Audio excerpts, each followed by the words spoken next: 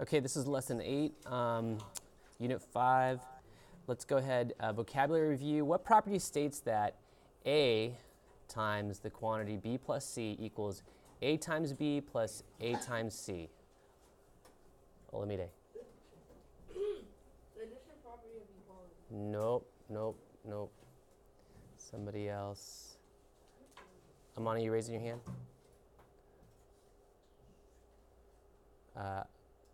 Uche.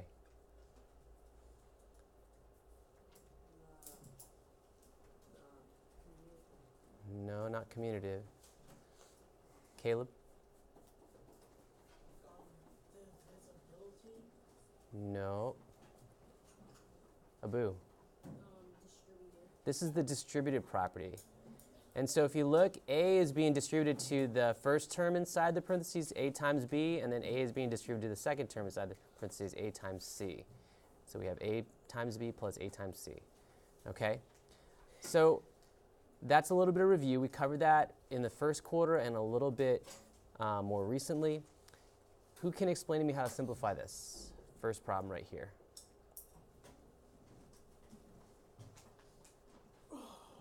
Caleb, I'm going to give you another shot. Go ahead. Okay. 4 plus 4, 3, 8. Right, no, you're right. 4 times B plus 4 times 3, right? Let's go ahead and simplify that. That will be 4 straight 12. Okay. Mm-hmm.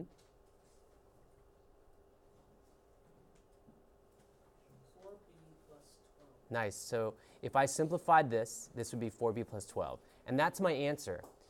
Many of you are still trying to combine things that are not like. So if I have a number and there's no variable with it, I can't add it with a term that has a variable. Do you guys understand? A lot of you are making that mistake. I would say about half of you are still tripping up on that. Okay? Who would like to explain this problem? Thank you, Caleb. Can I get somebody to explain this problem? There's a negative sign there, so I'm curious who's gonna recognize what to do. Fatima? Yes, distributive property first. Go ahead.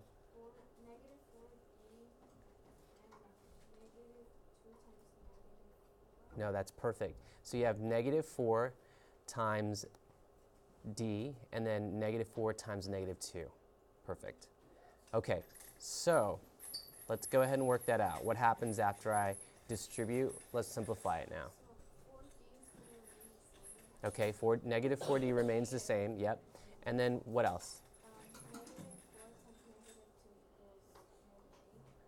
2 negatives, when you multiply, they become positive 8. So that's the next line. Are we good? Okay, and then what's next?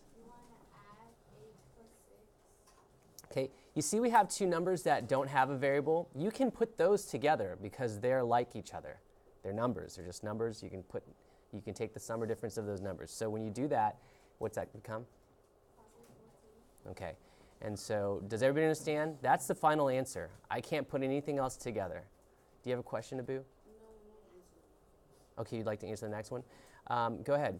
Okay, so, well, what I did was, I turned the 1/4, how much it goes into, 100, so it would be, 2,500. Okay, so you turn the fraction into a decimal, and that's one strategy. I'm going to proceed with the strategy of keeping it a fraction. So sometimes you'll do one, sometimes the other. Who did this as a, do you want to get the other way? Okay, go ahead. Okay, so, well, you can, then you can just keep the fraction and then multiply each number Right. by 1/4. Right, so we're going to multiply each number inside the parentheses by a fourth. And what is that step called?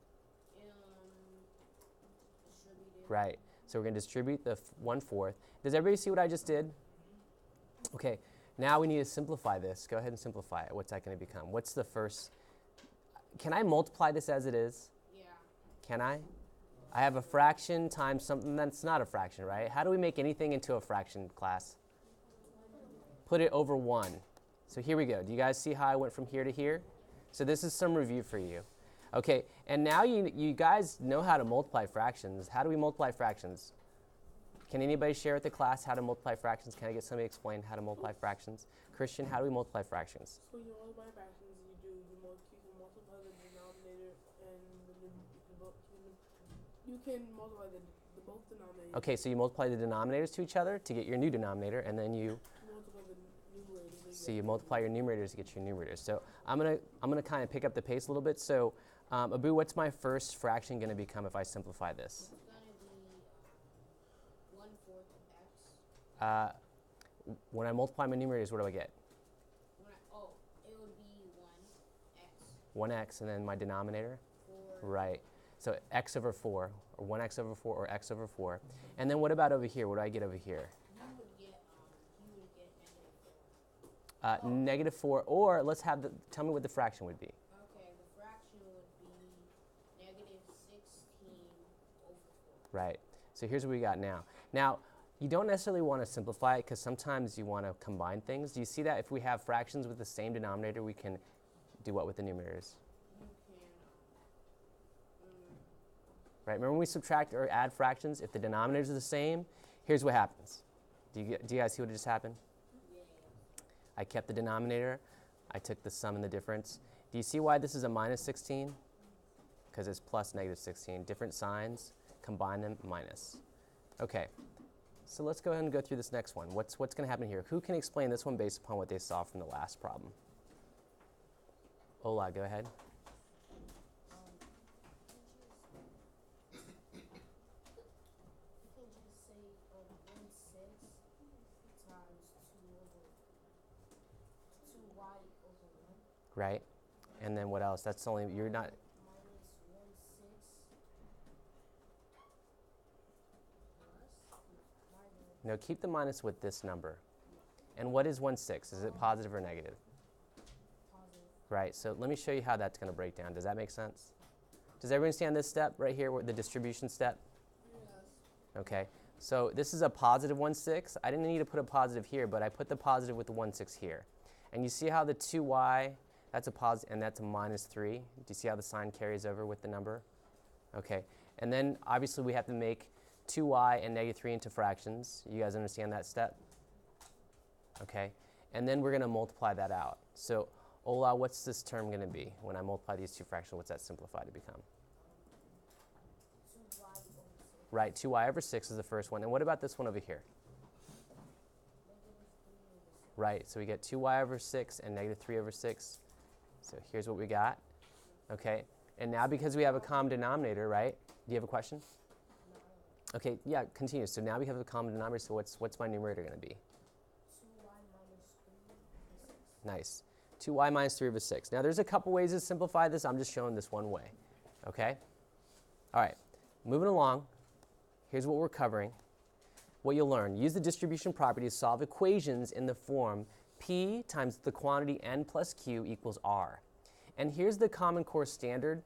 This is the 7th grade equations and equalities standard for A. Solve your word problems leading to equations of the form P times Q plus Q equals R and P times the quantity Q x plus Q equals R, where P, Q, and R are specific rational numbers.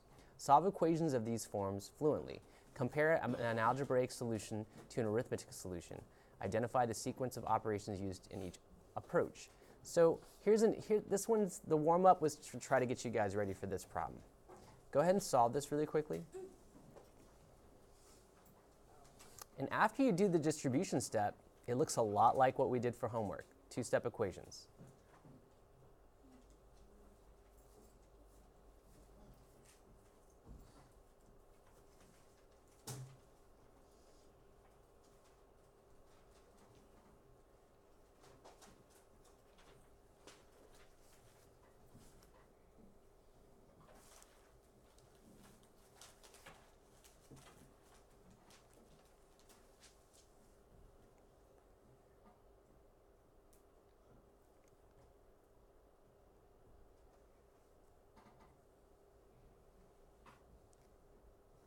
So what's the first step? Go ahead, Alexis. So you're going to do distributive. Okay, so Now remember I told you to work reverse PEMDAS? Now before you can actually do reverse PEMDAS when you're solving equations, you have to simplify everything the best you can, okay? And so now we're starting to see equations where you can't just jump into going backwards from PEMDAS. You have to simplify everything and collect everything the best you can, and then you work backwards PEMDAS. Okay, so the first step is we got to do distribution property. That's distribution property. Okay, and Alexis, when we simplify the distribution property, what's that going to become? So it's gonna be 10A minus 60. Okay, right. And so now it looks really easy, right? Okay.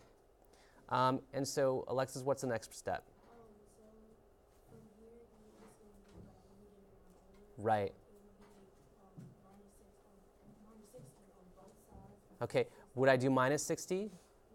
Is that the opposite of minus 60? I mean plus 60. So we're going to do the opposite of minus 60. We look to the side with the variable. We have a minus 60 over here. Now we're going to add 60 to both sides. And what do I get when I add 60 to both sides? So it'll be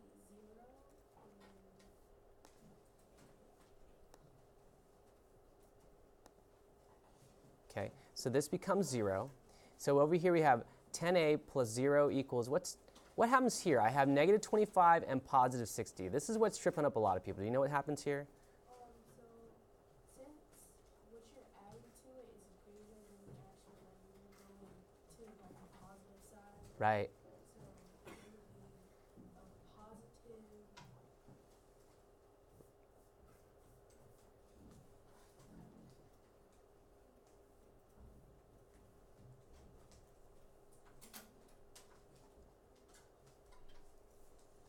So they're different signs. You're going to take the difference, and you're going to keep the sign of the larger magnitude, which Alexis said was positive.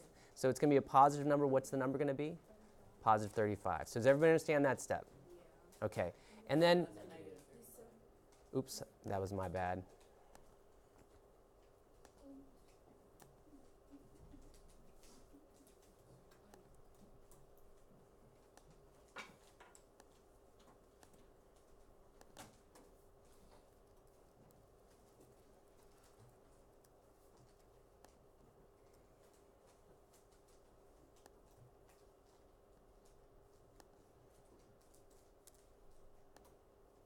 Good catch.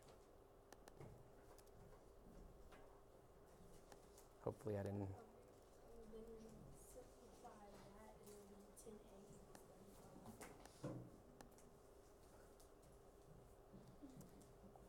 Okay. And I have a mistake here. Since you're multiplying 10A, you're going to do the opposite, which is divide 10 on both sides.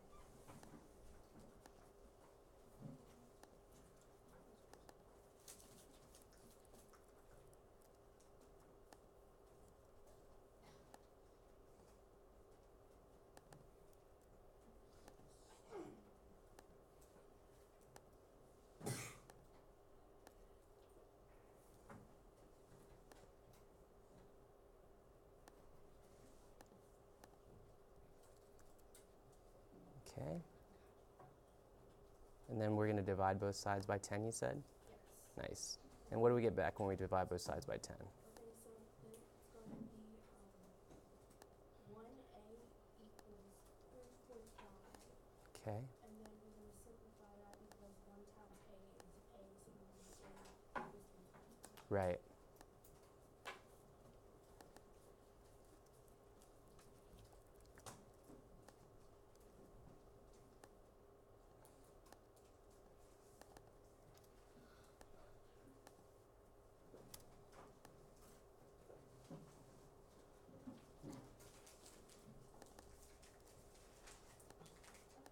Okay. Anybody have any questions about this?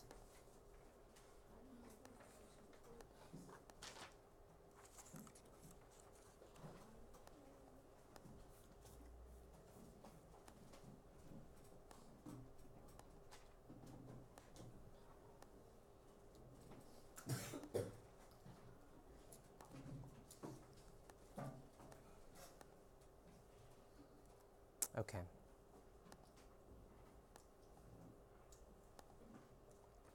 All right, moving along. Here's the next problem.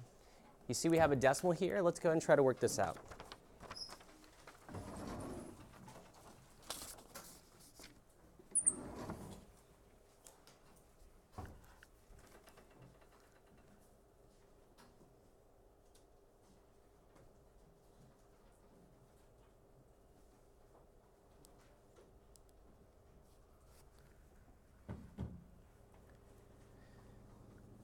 Who can walk me through the first step?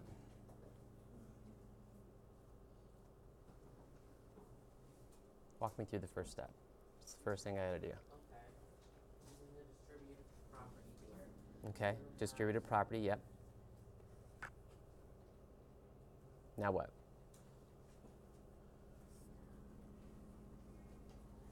Simplify that. Simplify it. Okay, so we have negative 45. We have a negative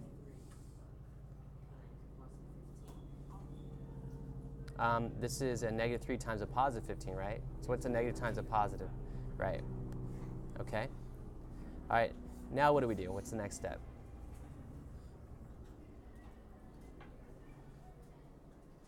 Look at this side with my variable. I need to get it by itself. What do I need to do to get it by itself? We don't want to divide before we take care of add or subtract. Working backwards Pemdas now.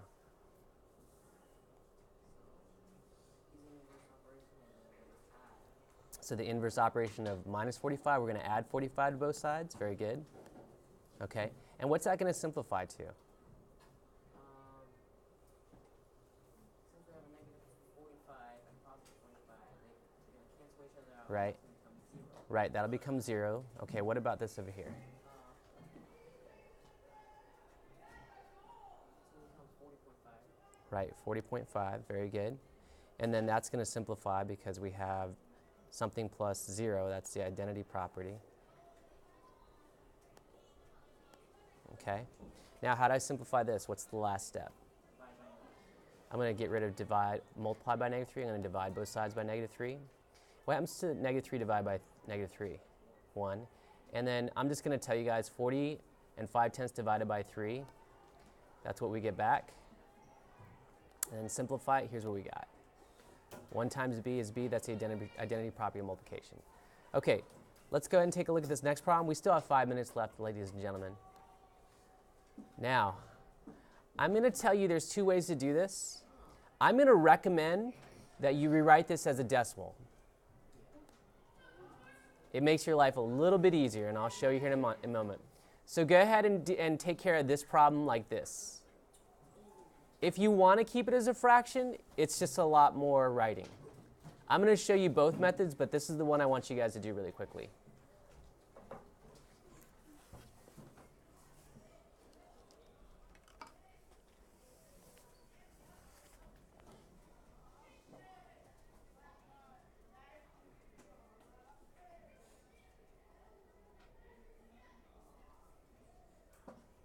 Okay, class, what's my first step? Class? Distribution step. Okay, so there's my distribution. I'm going to go ahead and tell you what 8 and 5/10 times 16 is going to be. Here it is. Okay, can you guys do the next step? That one's pretty easy. So get caught up.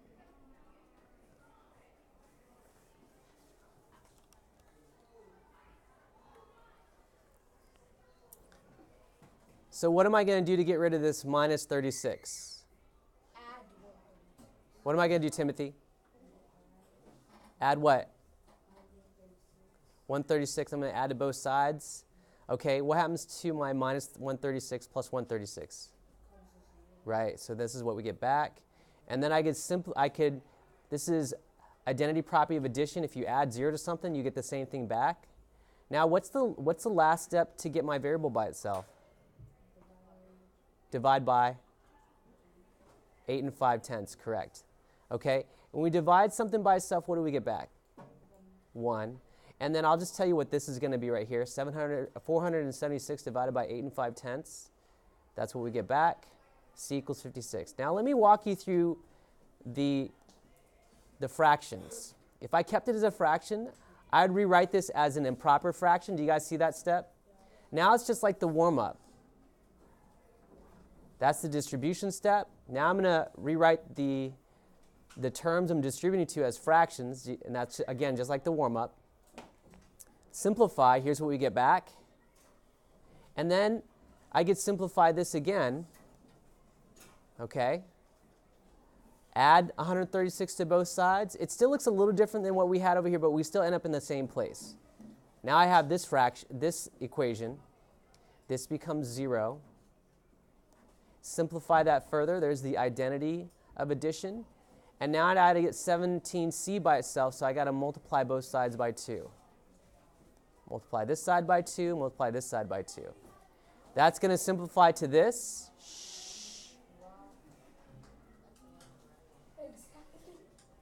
It's a lot more writing, right?